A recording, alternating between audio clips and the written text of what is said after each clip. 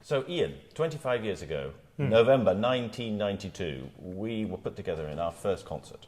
Well, the thing happened because this amazing man, Heinz Liebrecht,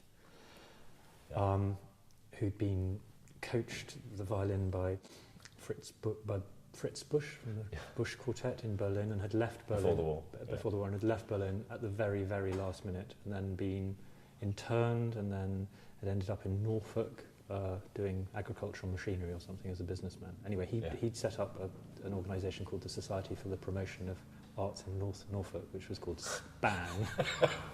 Which would be Society for the Promotion of Arts in Norfolk. And they always had used the acronym, so it was always SPAN. SPAN, SPAN. Yes. I remember the poster as well. Yeah. But you'd done a lot with him, or I don't know, maybe you hadn't done a lot. For about a year I'd been doing concerts, because it was effectively a chamber music series.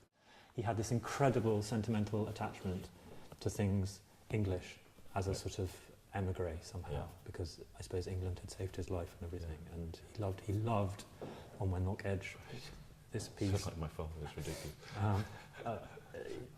On Wenlock Edge, with these poems by A. Housman, poems which were written a lot of them during the Boer War, and a lot of them were about war, but were taken by English servicemen into the trenches in the First World War, and incredibly, full of death and love, and the sort of equivalent of the German Lieder tradition, a bit Heine-esque, but slightly less, not funny in the same way Heine is, I suppose. But anyway, so he loved that. And Vaughan Williams had famously set them in 1910 for piano quintet, having studied with Ravel, and so he asked me to do it with you, and we went and rehearsed in his extraordinary house, which was on the hill in Hampstead. On the hill in Hampstead, yeah. It had been something like a Methodist or a Unitarian chapel, so it was a wonderful space. Amazing. With huge ceilings, and his extraordinary wife, Ruth, who smoked about 100 cigarettes a day, and had such a deep voice as a result that I'd ring up. Like a bass. I'd ring up and say, and this voice would go, hello, and I'd say, hello, Heinz, and she'd go, no, it's Ruth. She was a wonderful woman, and he was a wonderful man. And so we rehearsed there, and you had just moved to the Elysian Fields of Queen's Park, so you just talked about all the time about how amazing Queen's Park was. Well, literally, much to the irritation of people living in. We moved to Queen's Park in October '92, yeah. So literally. Yeah. So we rehearsed the week after you'd moved, or in the week you moved. It was a honeymoon period. No, all these other people living in crummy places like Belgravia and Westminster, they were just so jealous of you moving to Queen's Park. Well, at least I thought they should be. Yeah. So it was a violinist, Sophie Langdon, and her quartet, and you did.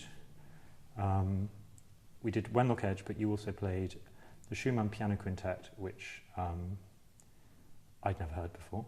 You've never heard it before? No, I was completely blown away by it. And by the way, you played it because you played Schumann so passionately.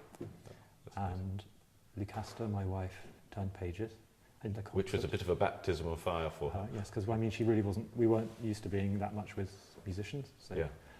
And you also did a piece by Judith Weir called Serbian Cabaret, which involved you talking. Gosh, I must look that piece up. I would love to do it again. And then, and I just remember you came with your wife Belinda and your your new firstborn, who was a baby, Kitty, and you were the most glamorous couple in the world. As you still are. But Kitty is now 25. Kitty's now 25, I know. 25 years ago. So that was what happened. So I thought it would be, or we both thought it would be a nice idea to, in some way, replicate the concert for our 25th year. Yeah. Amazingly, we've stayed working together for 25 years since then. Yeah. It's a great way to end it all.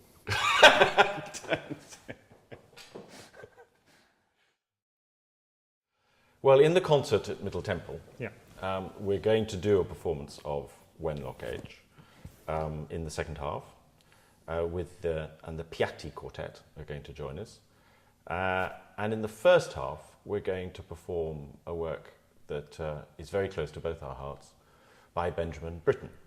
And it is the the Holy Sonnets of John Donne.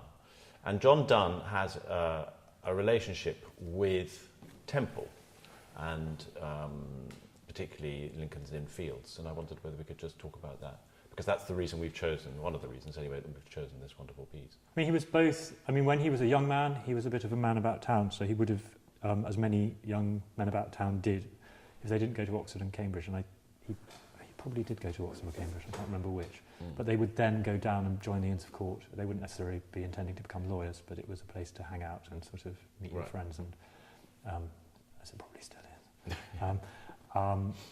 And he then had a big crisis in his life where he married somebody without the permission of her father, and suddenly everything went terribly wrong. And he ended up training for the priesthood, and then, because he was obviously a man of incredible brilliance, rose to the very top of the church. But he was actually attached to Lincoln's Inn officially, but he did give sermons at the Temple.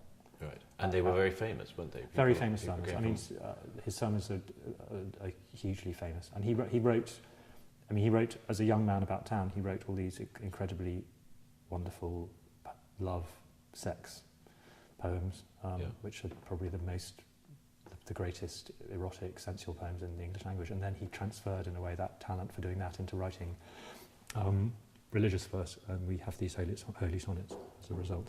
Yeah. As well as other poems, similar poems. Yeah. And was his sermons were published in his own lifetime, so that his people came from all around to hear him preach. Yeah. And he famously at one stage preached in his own shroud, I think, a very Jacobean thing to do. Right. In his own shroud. Yeah. Gosh.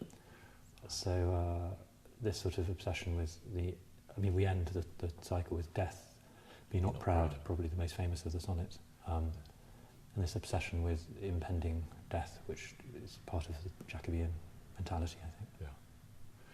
And Britten composed these when, at a very strange and stressful time of his life, because he'd finished Peter Grimes, so the language of Peter Grimes is in there, and the sort of influence of the Baroque is hugely there, of Purcell. And no doubt accounts for the choice of the poetry, even though it's slightly earlier than Purcell. But also he'd just come back from, he'd either just come back or he was in the middle, it was in the middle that he went. He went to play in Germany in 1945 with Yehudi Menuhin, and they went to Belsen, and he was obviously very disturbed and upset, but he also then, as he did in much of that period of his life, he suffered a terrible fever, and they have that sort of feverish quality, I think. Yeah.